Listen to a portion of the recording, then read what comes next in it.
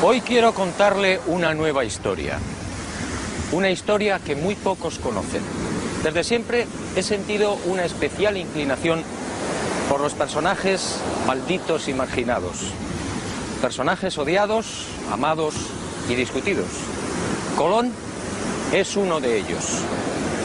El almirante se enfrentó a todo y a todos, pero muy pocos saben de su gran secreto. Sígame y se lo contaré.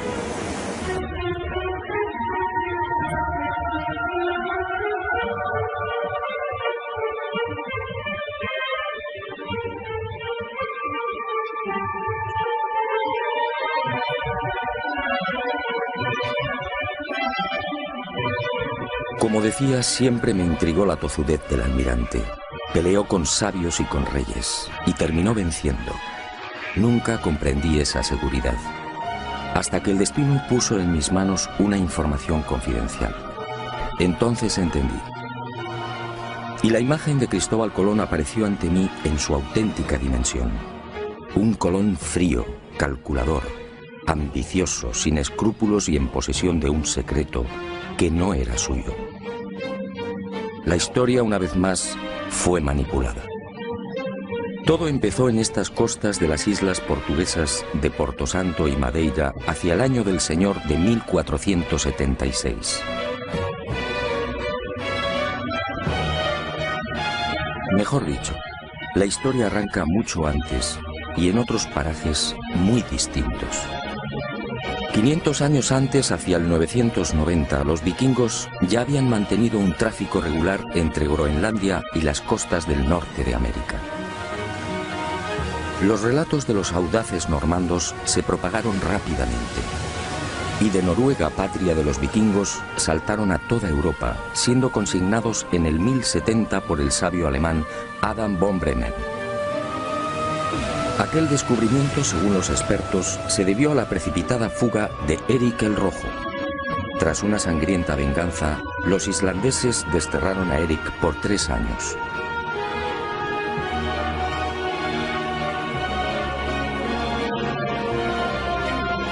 Y el Rojo se embarcó rumbo al oeste con su familia y un puñado de seguidores.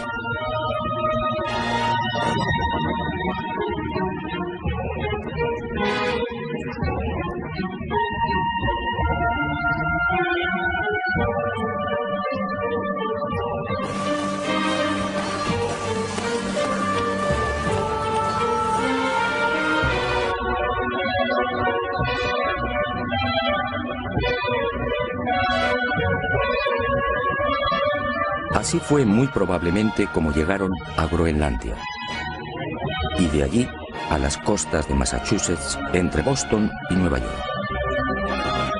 En 1311 otro audaz pueblo, el Mandinga, ubicado en las costas del África Occidental, se aventuró igualmente en el océano. Y el rey Abubakari II, al frente de 2000 piraguas, tocó tierras americanas. La expedición descubriría Recife, en Brasil, pero nunca regresaron.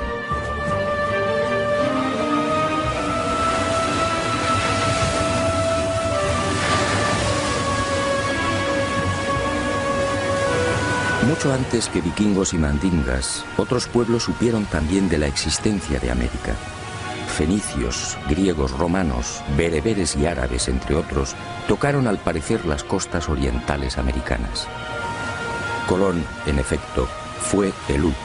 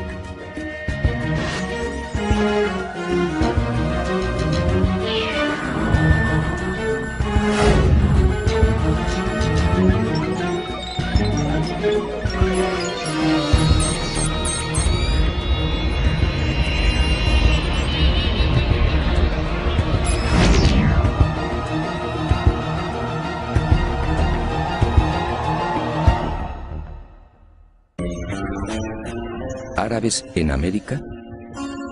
A principios del siglo XVI, Fernández de Oviedo, gobernador de la Castilla del Oro, escribe sobre algo realmente insólito. Oviedo afirma que los naturales llamaban Kebi al cacique. Kebi en árabe significa grande. Y asegura también que aquellas gentes rezaban en mezquitas. Así consta en sus crónicas. ¿Cómo entender esta presencia árabe en América antes de 1492? ¿Y cómo entender el escrito entregado por el Papa Inocencio VIII a Martín Alonso Pinzón antes del descubrimiento?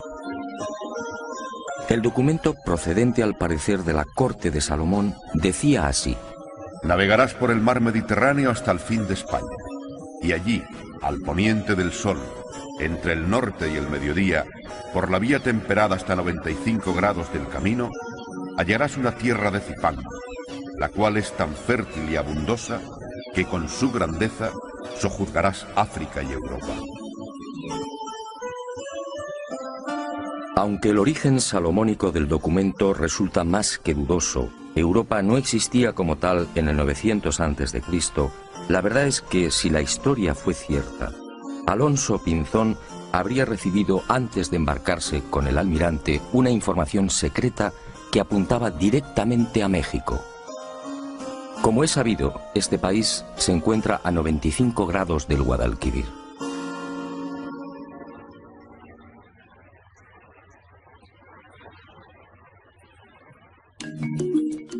Pero más intrigante aún es la existencia de maíz en tierras del sur de España antes de 1492. Todo el mundo sabe que esta planta es oriunda de América. ¿Cómo explicar entonces lo escrito por Alonso de Palencia con motivo de los ataques de Enrique IV a la ciudad de Granada en 1456? Según Palencia, el rey preparó la conquista de la ciudad morisca, quemándoles en verano las mieses y en otoño las cosechas de mijo y maíz.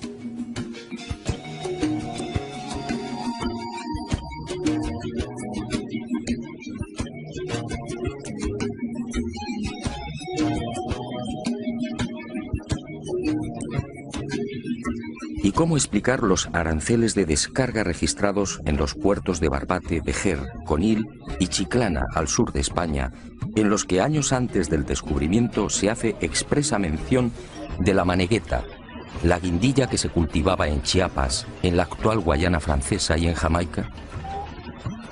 Unos comprometedores aranceles de descarga, en los que también se pasa lista a otras mercancías típicamente americanas. Aranceles, insisto, redactados antes de 1492. ¿Quién transportaba esa mercadería?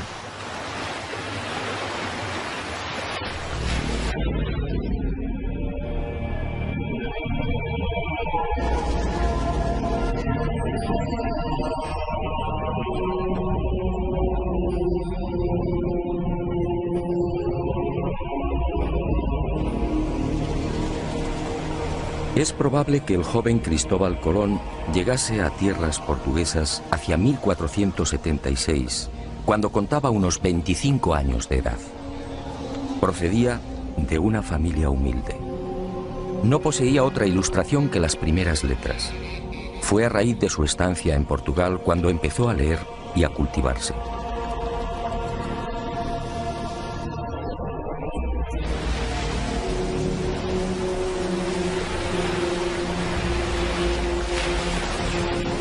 Y fue en Madeira donde entró en los negocios de compra de azúcar. En 1477 se casa con Felipa Moniz, instalándose en la isla de Porto Santo, muy próxima a Madeira. Aquí vive en la casa de su suegra. Aquí, según mis informaciones, arrancó la muy particular e ignorada historia del que llegaría a ser almirante de la mar Oceana. Una historia que Colón mantuvo en secreto. Aquí, Colón escucha de boca de marineros y pescadores una serie de extrañas y enigmáticas leyendas, unos relatos que encienden la mecha de su pasión por la mar.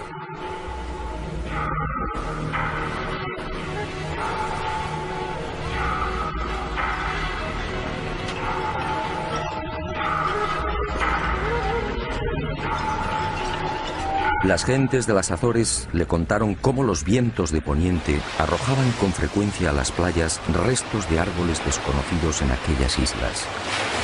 En una ocasión, la mar depositó en la isla de las Flores los cadáveres de 2 hombres de caras muy anchas y aspecto distinto al de los europeos y africanos. En esas fechas, hacia 1477, en un viaje de negocios a la ciudad irlandesa de Galway, el propio Colón fue testigo de la presencia de un hombre y una mujer que habían llegado por mar y que en nada se parecían a los europeos. El genovés los tomó por chinos o hindúes, arribados a Irlanda por el occidente.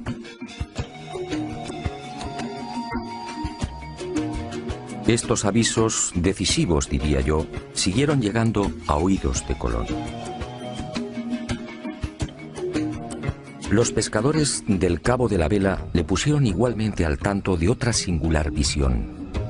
No hacía mucho se habían cruzado con varias y enormes almadías. Todas disponían de casas de madera y eran gobernadas por gentes extrañas. Pedro Correa, su cuñado, multiplicaría el entusiasmo de Colón por el misterioso occidente con otra noticia de parecido corte. Él mismo había sido testigo de la aparición en las playas de Porto Santo de otro madero labrado y de unas cañas tan gruesas que, de nudo a nudo, podían contener 9 garrafas de vino. Unas cañas nunca vistas en Europa y África.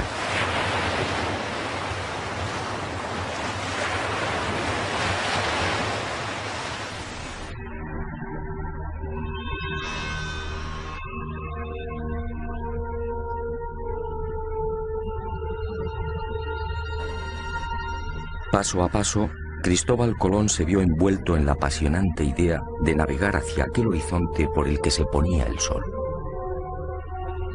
Y fue este creciente entusiasmo lo que muy probablemente decidió a su suegra a entregarle las cartas y escritos de Bartolomeo Perestrello, su marido ya fallecido. Nada se sabe con certeza de estos papeles del que fuera navegante italiano y gobernador de Porto Santo. Lo que sí parece claro es que aquella información debió coincidir con las narraciones de marinos y pescadores lusitanos y castellanos. Fue en esas fechas, alrededor de 1478 o 1479, cuando al fin el destino llamó con fuerza al corazón del inquieto Cristóbal Colón. Y sucedió algo que cambiaría bruscamente el rumbo de su vida. Algo que muy pocos conocieron y conocen. Algo que se convertiría en su gran secreto y finalmente en su gran tragedia. En esos años, la mermada tripulación de una carabela casi desguazada arriba casualmente a las costas de Porto Santo. Son hombres enfermos y maltrechos. Un piloto y 4 o 5 tripulantes. Son castellanos, quizá portugueses. Y uno tras otro van muriendo. Colón, compasivo, se hace cargo del piloto y lo aloja en su casa. Y así, el increíble destino pone en sus manos una historia fascinante que cierra el círculo. Quizá por agradecimiento, quizá porque sabe que la muerte le ronda, este piloto anónimo termina por narrar a Colón los detalles de su peripecia. Navegando desde las costas africanas, probablemente en la región del Golfo de Guinea, la carabela que transporta madera y alimentos se ve sorprendida por una furiosa tormenta. Y los poderosos vientos alisios la desvían de su inicial derrota, presumiblemente hacia la península ibérica o Inglaterra. Finalmente, la tripulación escapa del temporal y descubre con asombro que se encuentra en mitad de unas islas completamente desconocidas. Ellos no lo saben, pero los vientos los han empujado hasta el Caribe. Y durante 1 o 2 años, 1476 y 1477, estos hombres blancos navegan de isla en isla. Son bien acogidos por los naturales, se mezclan y conviven con ellos, llegan a construir un pequeño fortín, descubren oro, y el piloto va tomando notas de cuanto ve. registra perfiles, ensenadas y montes, calcula leguas y distancias, reseña marcas y referencias, hasta que un día aquel paraíso se convierte en un infierno.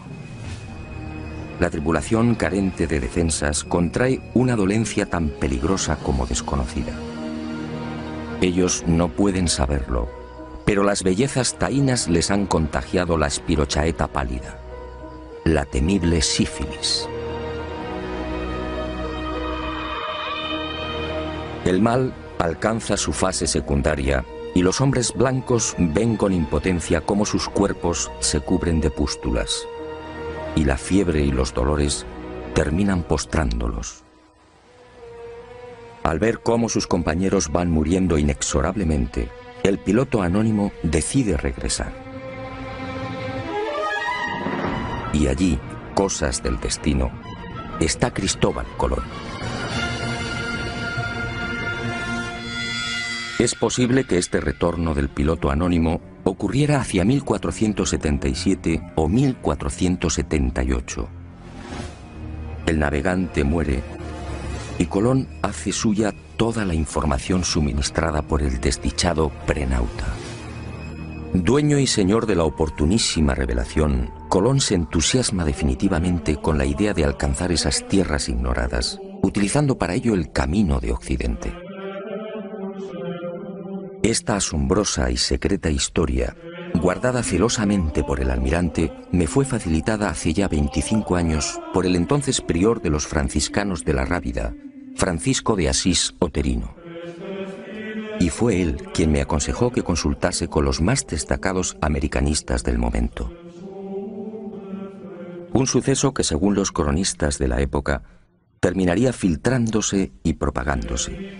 Y en 1535 apareció por primera vez en letra impresa. Todo cuanto me reveló el prior de los franciscanos se vio ratificado con creces. Uno de los expertos que profundizó con mayor ahínco y rigor en el secreto de Colón fue el catedrático español Juan Manzano y Manzano. Él, en definitiva, me lanzó al ojo del huracán de este decisivo suceso. Por más que indagué, no fue posible averiguar la identidad o la nacionalidad de este piloto anónimo. Los cronistas de aquel tiempo hablan de un portugués o castellano, quizá vizcaíno. Antonio de Fuentes y Guzmán arriesga un nombre, Alonso Sánchez de Huelva, que dice fue el piloto que dio los papeles a Colón. Lo que sí es seguro es que a partir de 1478, unos 16 años antes del descubrimiento oficial, Colón se convierte en un obstinado defensor de la vía occidental hacia las Indias. Una tozudez enraizada en la apropiación de algo que no era suyo.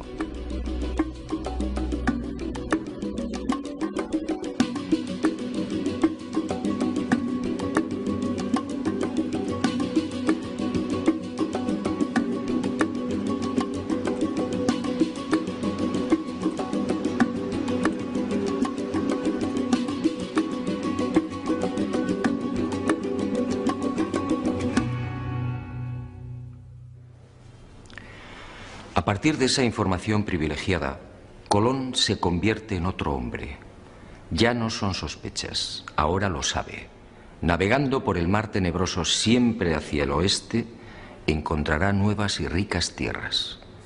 Pero, ¿qué tierras eran esas?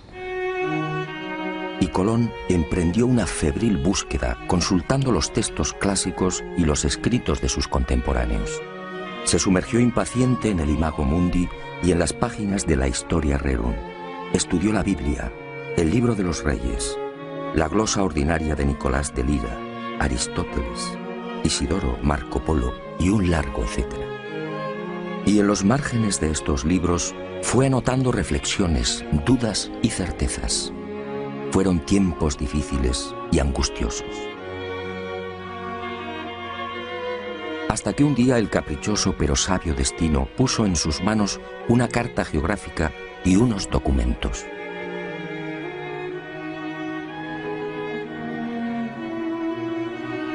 Eran obra del célebre físico, matemático y astrónomo Paolo Pozzo Toscanelli. El 24 de junio de 1474, 2 años antes de la llegada de Colón a Portugal, el canónigo lisboeta Fernão Martins recibía una carta desde Florencia. Era una misiva de su amigo Toscanelli.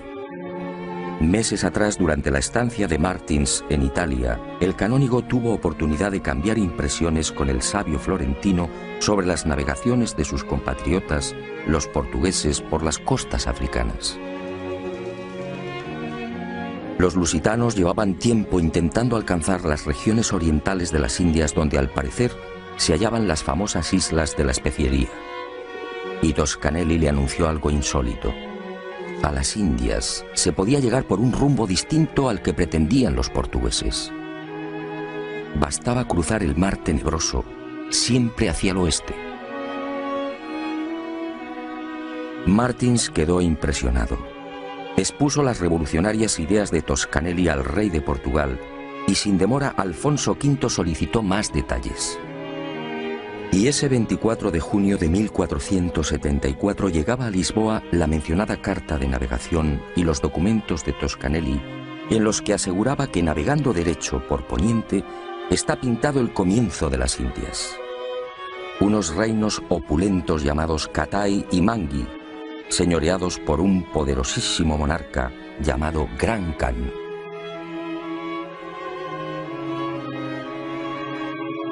No es difícil imaginar la sorpresa y alegría de Colón al leer y repasar estos documentos de Toscanelli.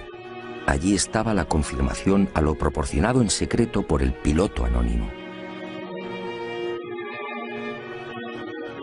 Las ideas de Toscanelli y las pistas halladas en las restantes lecturas redondearon finalmente el gran proyecto colombino. Al otro lado del mar tenebroso se encontraban las Indias. Solo había que navegar hacia el oeste, siempre hacia el oeste. Colón, en definitiva, fue víctima del mismo error de Toscanelli. Confundió la española con Zipango, el Japón actual, y América con Asia. Y esta idea le acompañaría hasta la muerte. Confirmadas las noticias del prenauta, nuestro hombre eufórico volvió a repasar una y otra vez las claves secretas de su gran sueño. Unas claves más próximas a la locura que a la realidad.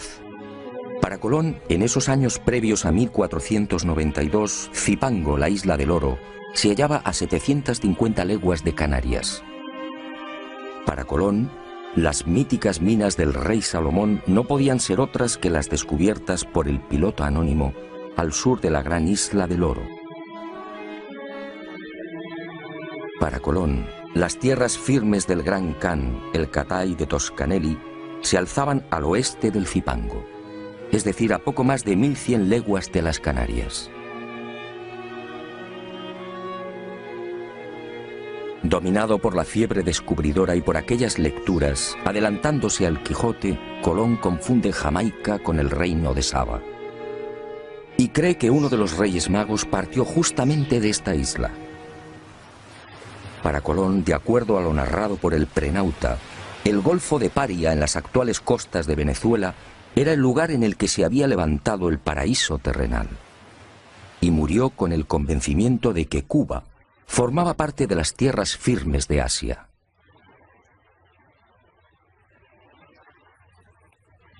Y con el ambicioso proyecto descubridor perfectamente armado, Colón pasó a la acción. Sus primeros movimientos prudentemente lo llevaron hasta la región de Guinea. Pudo ser en 1482 o 1483. Quizá con la excusa de un viaje de negocios se embarca y recorre las aguas del Golfo africano. Pero su objetivo era otro. Colón, siempre minucioso, trata de verificar las informaciones del prenauta. Intenta comprobar in situ la dirección de los alisios y de las corrientes dominantes. El piloto anónimo estaba en lo cierto. Vientos y corrientes marinos empujan a los navíos hacia poniente. Y sin demora, Cristóbal Colón ofrece su sueño al rey portugués. Corría el año de 1484. De haber aceptado su propuesta, el futuro almirante de la mar Océana habría partido desde Cabo Verde en el mencionado Golfo de Guinea.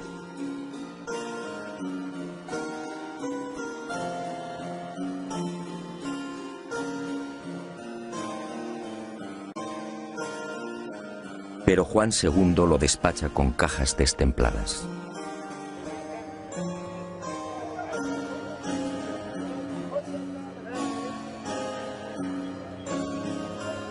Colón desaparece y se traga la rabia. Lo que Colón no supo en esos momentos es que el rey a sus espaldas, aconsejado por Ortiz de Calzadilla, obispo de Ceuta, de quien mucho se fiaba, resolvió mandar en secreto una carabela. Así lo cuenta Hernando, hijo de Cristóbal Colón. Pero la carabela enviada con brevedad a las islas de Cabo Verde no halló lo que dijera Colón. Y el proyecto colombino, como el de Toscanelli, fue olvidado por Juan II.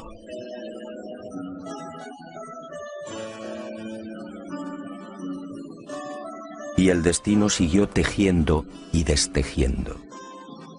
Colón supo de la turbia maniobra del rey portugués, y a esta decepción se sumó la muerte de su mujer y la pésima marcha de los negocios. Colón entonces tomó la decisión de abandonar Portugal. Corría la primavera de 1485 y decidió probar fortuna en la corte de la vecina Castilla. Pero antes, apremiado por la escasa bolsa, viajó a Huelva, encomendando a su joven hijo, Diego, a los cuidados de Violante Móniz, su cuñada. Y el destino atento le obligó a pasar por el monasterio franciscano de la Rábida. Allí, Colón recibiría una bocanada de oxígeno. Uno de los frailes, Antonio de Marchena, se entusiasmó con la idea. Y Colón, nuevamente eufórico, fue al encuentro de Isabel y Fernando, los reyes católicos. Nueva decepción. Nadie le cree. La llamada Junta de Salamanca rechaza el proyecto. El testimonio del doctor Rodrigo Maldonado de Talavera, miembro de esta junta de sabios y expertos, resume el sentir general. Este testigo, con el prior de Prado y con otros sabios y letrados y marineros, platicaron con el dicho almirante sobre su ida a las dichas islas, y todos ellos concordaban que era imposible ser verdad lo que el dicho almirante decía.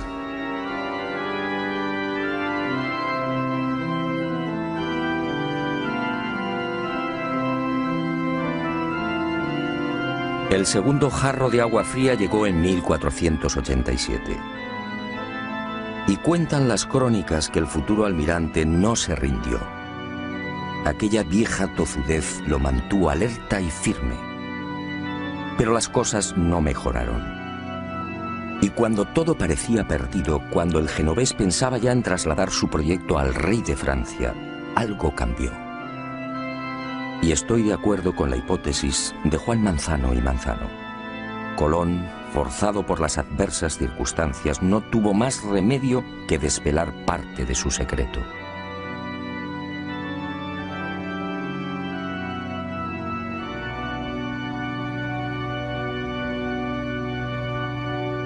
Y en abril de 1492, finalmente, Cristóbal Colón triunfa. Concluida la conquista de Granada por los reyes católicos, los monarcas firman las llamadas capitulaciones de Santa Fe. Un documento insólito, una aprobación del proyecto colombino con un encabezamiento muy elocuente. Las cosas suplicadas que vuesas altezas dan e otorgan a don Cristóbal de Colón en alguna satisfacción de lo que ha descubierto en las mares oceanas,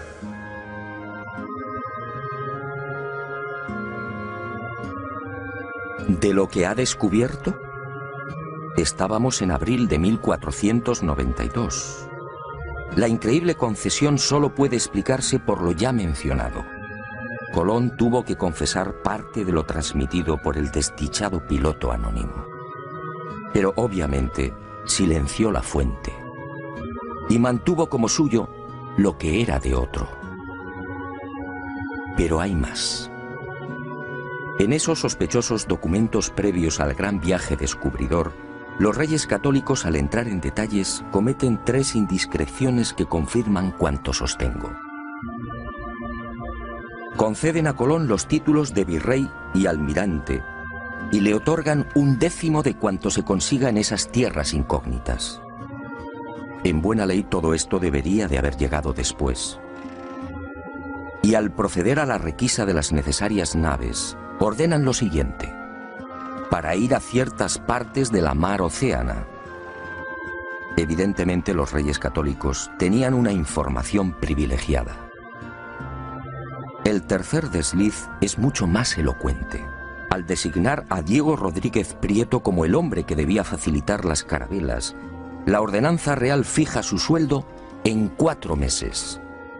Y me pregunto, ¿cómo sabían los reyes católicos la duración del viaje en aquel abril de 1492? Resulta muy sospechoso que solo se equivocaran en 2 semanas. Y llegó el gran viaje. Y con él, y con las siguientes singladuras, Cristóbal Colón terminaría descubriendo sus cartas. Unas cartas marcadas.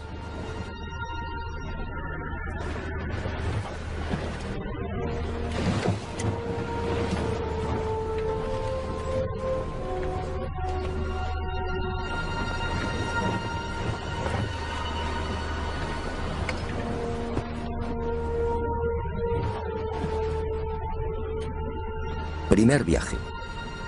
Fiel a lo consignado por el prenauta, Colón, en lugar de navegar directamente hacia Occidente, siguiendo los paralelos de España, alarga la ruta y pone proa al sur. Desciende hasta Hierro, en las Canarias, situándose entre los paralelos 27 y 28. Modifica las velas de la Pinta. Cambia el aparejo latino por el redondo, más útil para beneficiarse de los vientos de popa. Y fiel a esas instrucciones del prenauta, antes de partir de las Canarias, avisa a los capitanes de las otras naves sobre el peligro de un rosario de islas y roqueos ubicados a 700 leguas de Hierro. No es difícil imaginar las caras de los pinzones ante semejante advertencia. Pero el secreto del piloto anónimo no se vio libre de algunos graves errores. El informante de Colón se equivocó al situar la gran isla del Oro.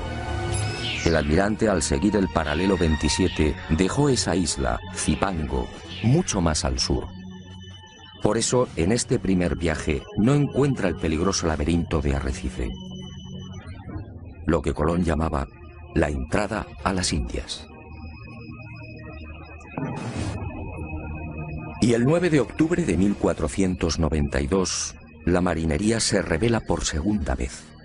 Y tiene razón. Los hombres se sienten engañados. La cuenta real del almirante en esa fecha suma 1000 leguas. Él había prometido arribar a los arrecifes mucho antes. Y aseguró igualmente que Zipango se hallaba a 750 leguas del punto de partida. La situación en la Santa María, la nave capitana, se hace tan violenta que Colón reúne a los hermanos Pinzón y se ve obligado por segunda vez a desvelar parte de su secreto.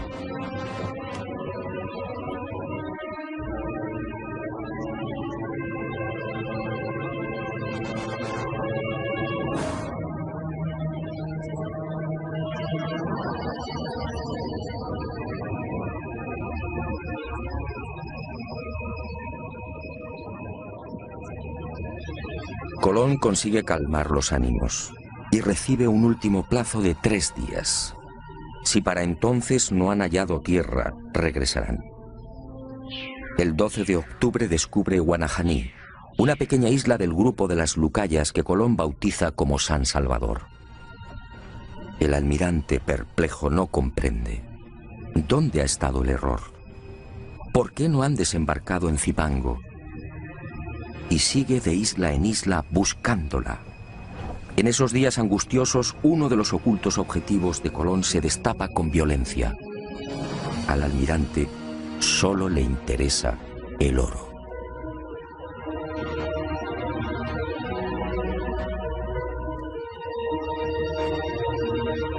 Colón deja atrás la costa norte de Cuba y, siguiendo las orientaciones de los indios, navega hacia el este, obsesionado por las minas de oro de Zipango. Y el 12 de diciembre tiene lugar otro suceso que llena de admiración a los marinos de la Niña y de la Santa María. Al desembarcar en una ensenada que Colón denominó de la Concepción, en la actual Haití, varios de los exploradores aciertan a establecer contacto con un nutrido grupo de indios, y entre ellos varios hombres blancos. Hombres y mujeres jóvenes tan blancos, dicen, como los de España. Hombres y mujeres blancos entre los naturales caribeños.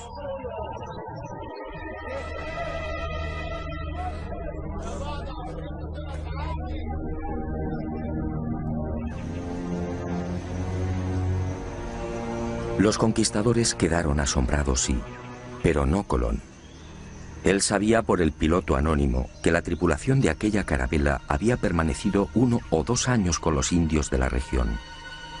Y sabía igualmente que los predescubridores se mezclaron con las indias. Esta, sencillamente, era la explicación de la insólita presencia de hombres y mujeres blancos.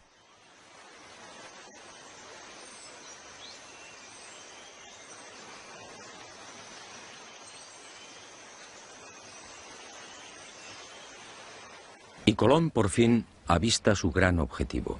Era el 4 de enero de 1493. Allí estaba la señal que le proporcionara el piloto anónimo. Un cerro inconfundible, con un perfil muy particular y prácticamente asomado a la mar. Montecristi.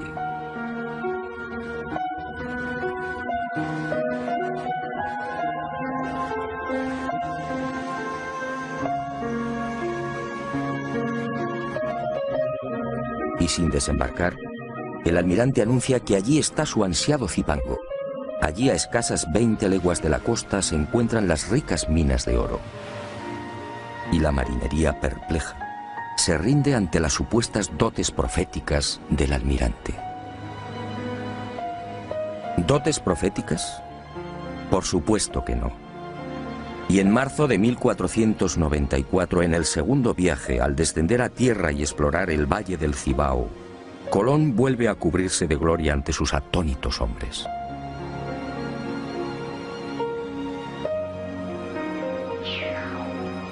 Después de fundar Isabela, marcha decidido hacia el sur, y a 18 leguas exactas de la costa, tal y como había advertido, localiza las minas.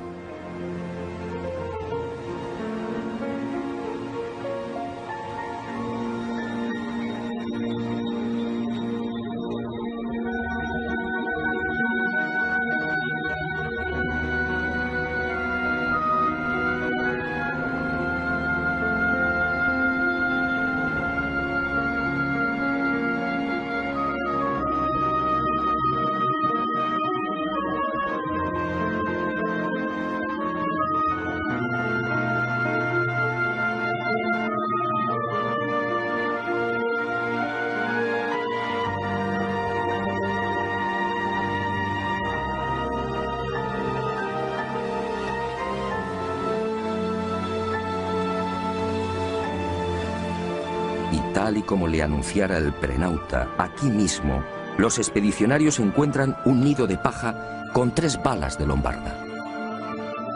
Otra de las señales clave. La viva y aplastante demostración del paso del piloto anónimo por la Española. Por supuesto, nadie se explica cómo han llegado las balas de piedra hasta el corazón del Zipango.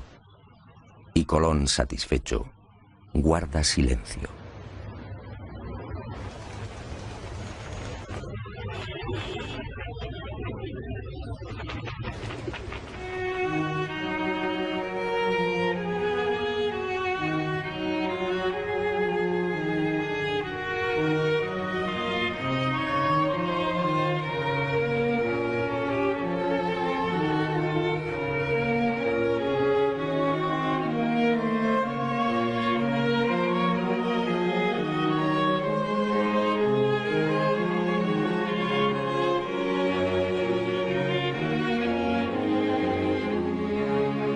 Fue también en ese segundo viaje cuando Colón, al aproximarse a la actual Jamaica, reclama la atención de la marinería y dijo: Señores míos, os quiero llevar al lugar de donde salió uno de los 3 magos que vinieron a adorar a Cristo, el cual lugar se llama Saba. Y cuando los españoles desembarcaron y preguntaron a los nativos, estos replicaron que la isla se llamaba Sobo. Entonces, el almirante explicó que Saba y Sobo eran la misma palabra, pero que los indios no la pronunciaban bien. El reino de Saba, otra de las obsesiones de Colón. Y todos, una vez más, se preguntaron, ¿cómo sabía el almirante el nombre de aquella isla sin haber puesto el pie en ella? La respuesta es elemental. Lo sabía por el piloto anónimo. Y conforme siguieron los viajes de exploración, las supuestas dotes proféticas del almirante dejaron sin aliento a cuantos le acompañaron. Así sucedió también en el segundo viaje. Durante esa larga travesía, Colón se sacó una molesta espina. En el primero, como se recordará, no pudo dar con el peligroso laberinto de Arrecife. En noviembre de 1493, en cambio, consiguió avistar la ansiada entrada a las Indias, tal y como le había referido el piloto anónimo. Allí encontró Matininó y Cariz, las islas de las Amazonas y de los caníbales, y las bautizó con los nombres de Guadalupe y Dominica respectivamente. Y fue en Guadalupe donde se registró otro desconcertante suceso que, supongo, hizo sonreír maliciosamente a Colón. Los españoles, al penetrar en una de las aldeas, fueron a topar con dos objetos imposibles: un codaste y un cazuelo de hierro.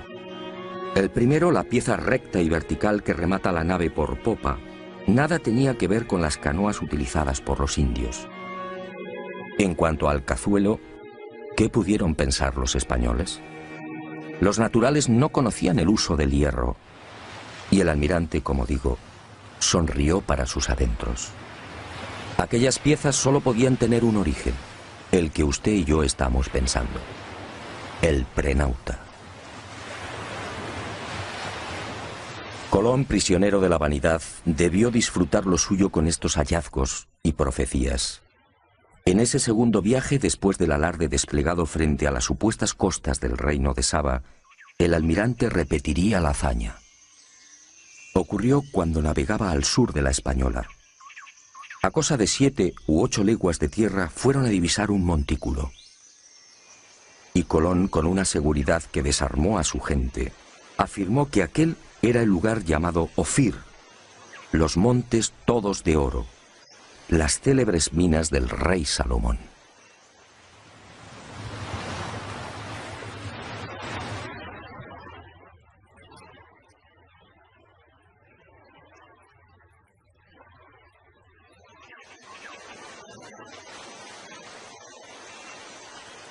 Después, las imaginarias minas del rey Salomón serían explotadas por los conquistadores, y el lugar fue bautizado como San Cristóbal.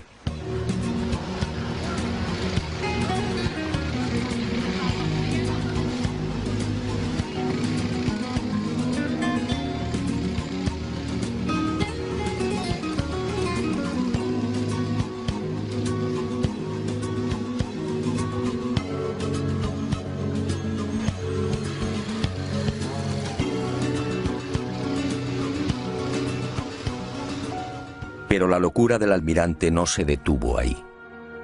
El piloto anónimo le había informado también de un increíble lugar en el que los ríos procedentes de una montaña desembocaban en un enorme lago, produciendo un gran estrépito al chocar con la mar.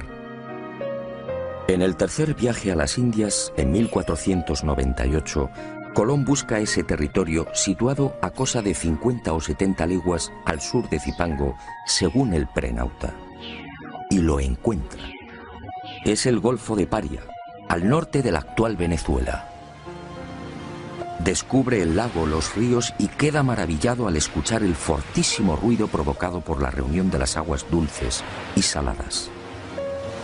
Y la imaginación, basada en las lecturas del Imago Mundi, le lleva a identificar aquel lugar con el paraíso terrenal.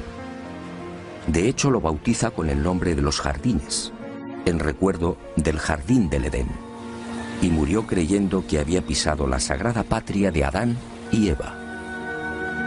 Colón, en efecto, disponía de una información secreta y privilegiada, y la utilizó sin escrúpulos incluso para programar los viajes de vuelta a España. El primero sirve de claro ejemplo de lo que afirmo. Aquel 16 de enero de 1493, cuando toma la decisión de retornar, pone rumbo nordeste, cuarta al este. Busca el paralelo 38 frente a las costas de Virginia y desde allí, sorteando los alisios, se dirige al este. Los fuertes vientos del oeste y la corriente del Golfo lo desplazan hacia Europa. Y Colón termina desembarcando en Lisboa. ¿Cómo pudo saber que debía navegar hacia el norte? ¿Por qué evita el rumbo que había mantenido con tanta tozudez a su salida de Hierro? Colón no conocía la zona. Nada sabía de la corriente del Golfo. Y sin embargo, acertó.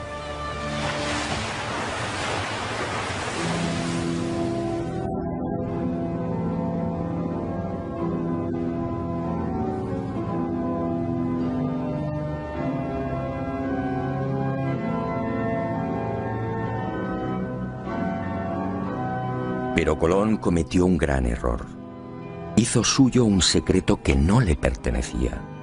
Ignoró al piloto anónimo y se quedó con toda la gloria. Y el destino implacable pasó factura. En la primavera de 1499 el virrey almirante es encadenado y devuelto a la corte de Castilla. Y sus privilegios desaparecen. Poco después, el 20 de mayo de 1506, muere en Valladolid. Y muere olvidado y en la ruina.